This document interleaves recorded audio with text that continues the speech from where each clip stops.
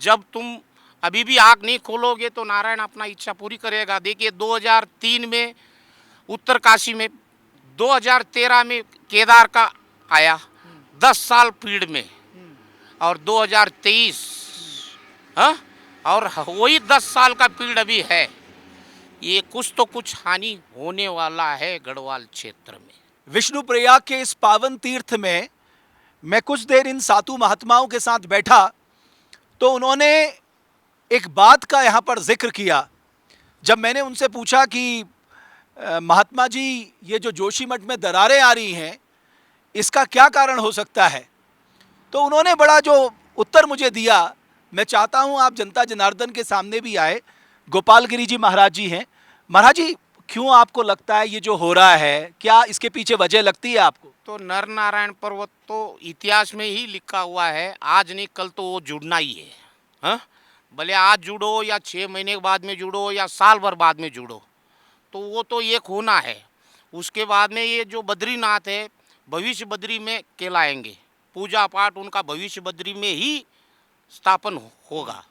हाँ, तो ये तो आते रहता है। दरार तो ऐसा है, देखो बद्री का आश्रम बोल के ये जोशीमठ शंकराचार्य जी ने बनाया था, लेकिन अब खुद शंकराचार्य जी का ही आश्रम खंडित में है। हाँ, तो इसके ऊपर भगवान आग तो लोगों को खोल दिया है, लेकिन पब्लिक इसको अनजाना कर रही है। हाँ, इसको अभी भी सुधर जाओ। हाँ, आज नहीं कल दोनों पहाड़ एक होंगे।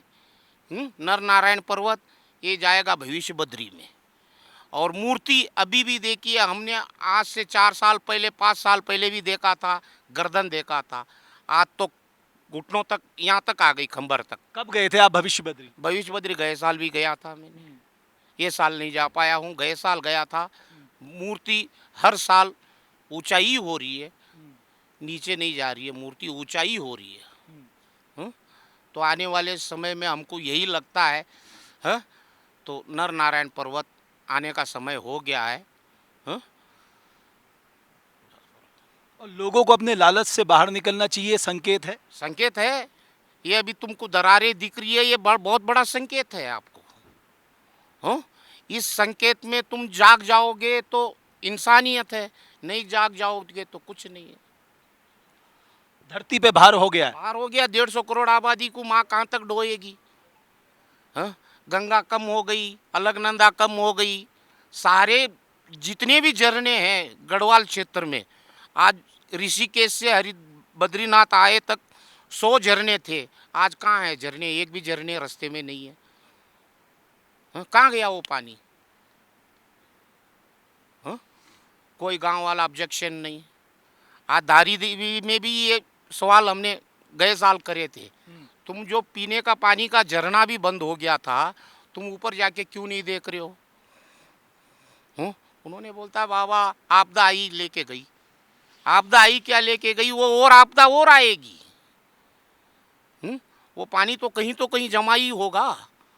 आप कह रहे हैं प्रकृति बदलाव मांग रही? बदलाव मांगेगी, हर 100 साल बाद में, 70 साल बाद में प्रकृति बदलाव मांगती है, मांगेगी, ये निश्चित है। इसीलिए आपको लग रहा है ये सब हो रहा है? इसीलिए नहीं बोल सकते हैं, ये नारायण की इच्छा है। हाँ?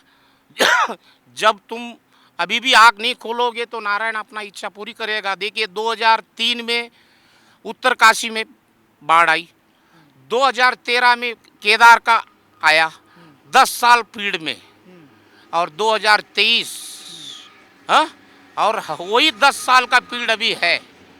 ये कुछ तो कुछ हानि होने वाला है गढ़वाल क्षेत्र में। इसको अभी भी आप जाग जाओ, सुधर जाओ। और हम कुछ कह नहीं सकते हैं, सब नारायण की इच्छा है। जो नारायण करता है गलत नहीं करता है। वो अपनी माँ, धरती माँ 150 करोड़ आबादी को लेके कहाँ तक ढोएगी? उसको भी तो आदमी को रिलैक्स, चैन चाहिए। ठीक है, तो गोपालगिरी महाराज जी की बात आपने सुनी, उन्होंने कितनी महत्वपूर्ण बात कही। उन्होंने कहा प्रकृति के साथ तालमेल बना के जीना चाहिए।